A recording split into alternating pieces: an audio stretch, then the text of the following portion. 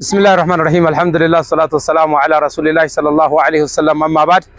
السلام عليكم ورحمة الله وبركاته جلتمتوتا كبجمتوتا هردفتوتا سكنتا كنا كنتاتا هواسكية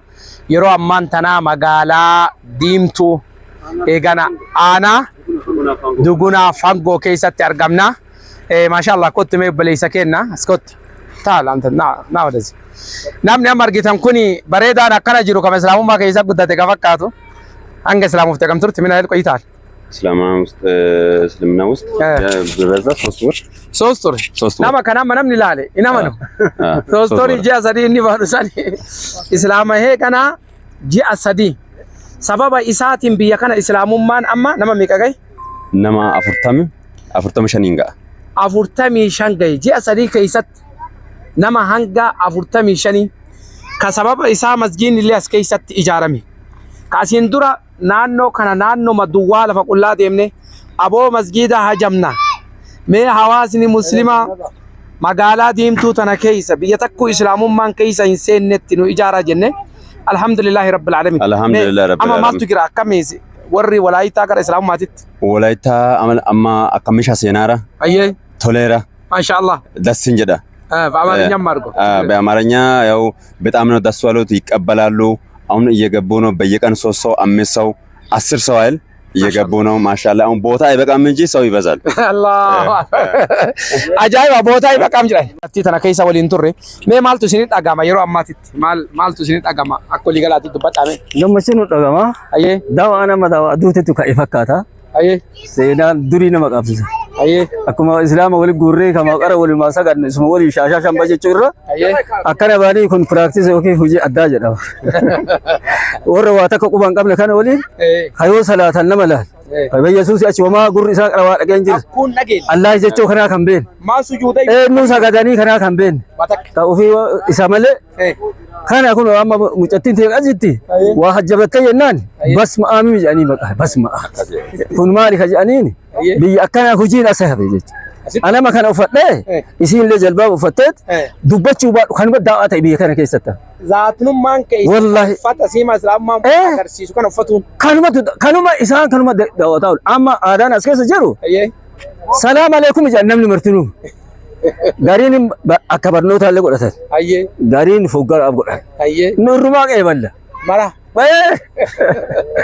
كنا أما ولين تمد بتأتي كارا برا ولين توني يونا مشاني كأنون قتني كل شيء كده تندور جن أما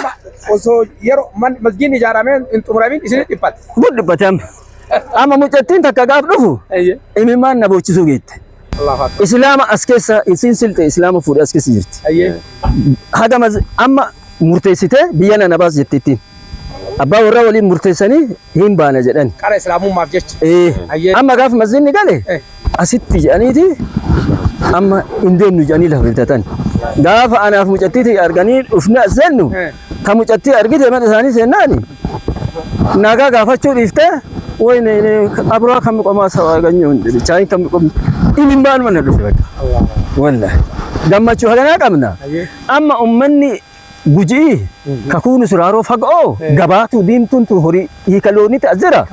كنوت كاي كلوني كان ما إيه لا لفدي يا سردار تلاقي إيه جمبر متيرة دبا لما اللي وانينجين إنجين متيرة دبا لما وانينجين كنو هي كلوني أما هي كلوني تأجرا أيه مزيد أرجعني جاي نمني أيه إما أجايب كنو أكوان دينك ويلالي बुया दाब तो कोजार से वांचे बेटा किरसाने खाने लगे मज़ीद से अच्छी सकते हैं वोरी फागोड़ अच्छी से किस्तान में और से पूरा जरा था मज़ीद मान जे सकते हैं जनायो लल्लालू लकबा भी कैसा भाई जे अम्मा वो देफतनी जुम्मा अम्मा खमसा नु अम्मा जुम्मा सिट खमसा के जुम्मा के अम्मा बुया खमसा बूटा अम्मा वो देफतनी अदा का गरब रात सकते मुलो देफते إنقد مقوته نمني الحمد لله أما سيرما أما وامبرانو خجل كنين دشين بتشودين وان نقوته نم هم نملي إيه يا رب في ذلك إن شاء الله وان كنا وانا مجرى ما جرى هواسكيا مقالاتنا كابا دراني نيتنا سيد بنو لقد أشيب ولا أنا من كيس يجر كابا الإنسان يوجي يرتني سبقهم تجرا نموي تجرا إيه كنا لهم كلها كيس ديمنة ثمان يا رب لهم تنا مسجد التجارة ما جرني وما تطلع ساسو osoo torbaan tokko hin eegin waan san namuma muraasaanii gana masjiidni kunillee kun akkasina bitan kanatti ijaarame wallahi hedduu wanni waa nama gammachiisaa sochii dhabuu kennatu eegana ummata dukkana keessatti warra namni silaa nama dhukkubsate namni silaa yaalatu nama fayyaa qabu kama fayyaa qabaate jettuutu ammoo fayyaa hin qabne namni diinii bareedaa qabaate eegana amaanaa san gabbahee geessu yoo hin dandeenye namatu fayyaa qaba isa beeka malee nu fayyaa hin qabu namni nama dhukkubsate yaalatu eenyu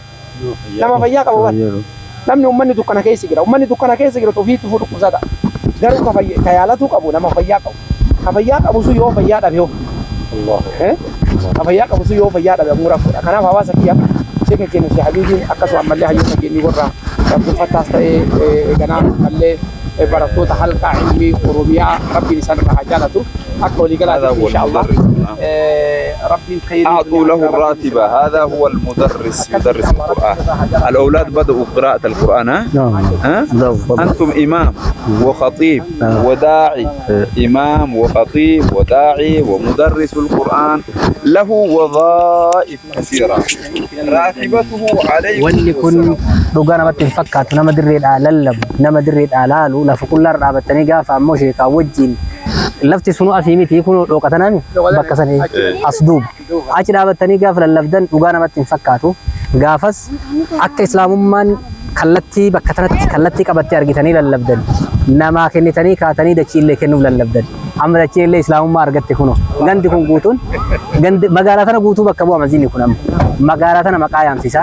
كونو كأكنا كننتو إسلام ما كبتي دوان خوبا وفي موكواتوري قرر الحمد لله ربي نسين الرها جالته أما اللي نمني بكيوان غرغر الروان كان لالو قبصو نمني أمو درين آباتي سنة تلالبو وأرجيتي كالتي وهيك وهي أرجي أكوا حجة مني في أكواني وهي كالتي كابتي أرجي سنة تلالبا نمني بكجرتني سجلت تجيتن هندي أكا جلاوة تنين نام سنين بدا بارك الله فيكم ربي نسين الرها جالته شيخا كين اللي كان Sheekh Habiib hoogganaa dhaabbata Raabitaadhaa damee ulamaa akkasuma ustaaz Xaalibuun waan kana islaamummaa tana bakkaan gahuudhaaf ammoo halkanii guyyaa wal qabatanii walitti hidhatanii ammoo socho'aa jiranii akkasuma kunoo Sheekh Abdulfattah Baal irraa kunoo Sheekh Idriis itti gaafatamaa Raabitaa halaqaata ilmiidhaati. Juhuudaan kun yeroo gabaabaa keessatti uduu bakka hunda wal fakkaatee akkanatti gadeemu taate bu'aan isii yeroo gabaabduu keessa baatii sadii keessatti akkanatti bareedee argine dachii tana magaalaa musliimaa fakkaattee argine.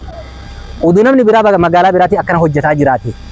achiin gamasiin bakka hunda uduu hojjetaa jiraate yeroo gabaabduu keessatti lafa tana islaamessuu dandeenya nama bira dabarree jechuudha. Kanaaf baarakallahu fiikum jazaakumullahu khairan bakka jirtanii jabaadhaa hojjedhaa.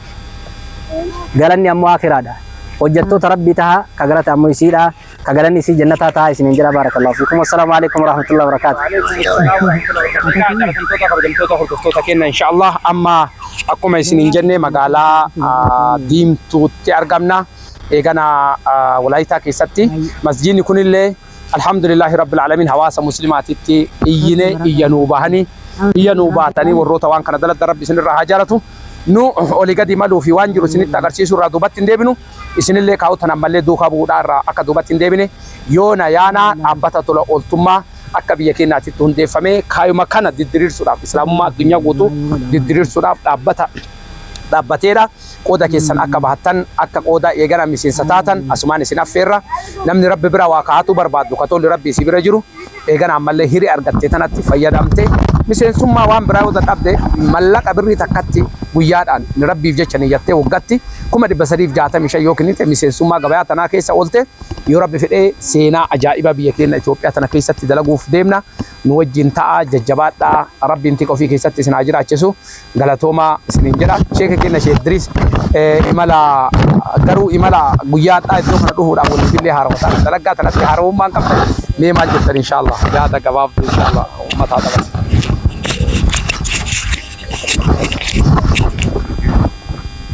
بسم الله الرحمن الرحيم الحمد لله والصلاة والسلام على رسول الله صلى الله عليه وسلم حقيقة إمالي أكنا إمالا سينا قبيس إمالا كايوف تهي كايوف غير كايوف تهي جيتو يرما سبب نساء دابتون إسلام غافون دي فمن كايوهن دي فمن يقبو دابت رابطة حلقات علمي غافون دي سنو ijoollee qaqal'oo namni namaa waa godhuu fi ufiyyuu waa gooti jedhanii yaani tullaabaa nuun hin jedhanii beektu darasaa nuun jedhu isaan hundeeffame dhaabbanni Raabitaa Halaqaata Ilmii har'a immoo sochiin isaa ufiifis waa gochuu dadhabu boollamee qabu rakkoo jiru biyyatti argisiiseera. Amalli ijoollee jedhan sheeka keenya tokkotu Sheek Mahmud Hussein Qumbii Rabbiin isaan hatiisu amalli ijoollee gaafa ibiddi qabate jettee iyyuudhaa jedha. Kabahee ibidda san dhaamsummoo nama guddaadha jedhan hojii ijoollee hojjenneerra jennee of yaadna. Har'a bakka diinaan hin gahin qalbii namaa keessatti mul'isnee qabsiisnee mul'isnee namni silaa waa socho'uu danda'u ka du'ee qabrii seene malee akka socho'u akka irra socho'u itti mul'isneerraa jechuudha. Akkasuma dhaabbanni yoona yaanaa yeroo dhihoo keessatti ustaaza keenya ustaaz Xaalib Ridallaahiin hundeeffamee hojiitti ka jiru. Raabixaa wajjin ta'uun dhuunfaa isaaniitii fi ammas eega dhaabbata hundeeffataniillee sochiirra ka jiran dhaabbata Islaamaa kaayyoof hundeeffamedha. Alhamdulillah bu'aaleen gurguddaan hanga yaadamee olittis argaman jennee afaan guunnee dubbachuu baanu rabbii keenya biraa waan abdii hin qabnee fi rabbii keenyan abdannaa ammas kunoo iddoo hundatti milkatatu jira malakkata kana immoo dhiiratu duubaan jira dhiirri sun ka qaamaan dhufee as dhaabate qofa osoo hin ta'in ka duuba dhaabbatee deeggaraa turutu baay'eedha. Ka gaafa nu waamne waamicha nu awwaataa jirutu baay'eedha waan ta'eef kan taanillee an eessa jira maal ashaaraa kana keessaa qaba jettanii akka keessatti hirmaattan asumaan affeerraa isinii taasifna. Dhaabbataalee Islaamaa hunda bira dhaabbattanii bakka diin hin gahiniin akka geettan waamicha isinii taasisna. Dhaabbatoota akka Raabitaa Halaqaata Ilmii, dhaabbata yoona yaanaa fi dhaabbatoota isaan fakkaatan faana akka nu dhaabattan maqaa rabbiitiin isin gaafanna. Wassalaamu alaikum warahmatullaahi wabarakaatuh.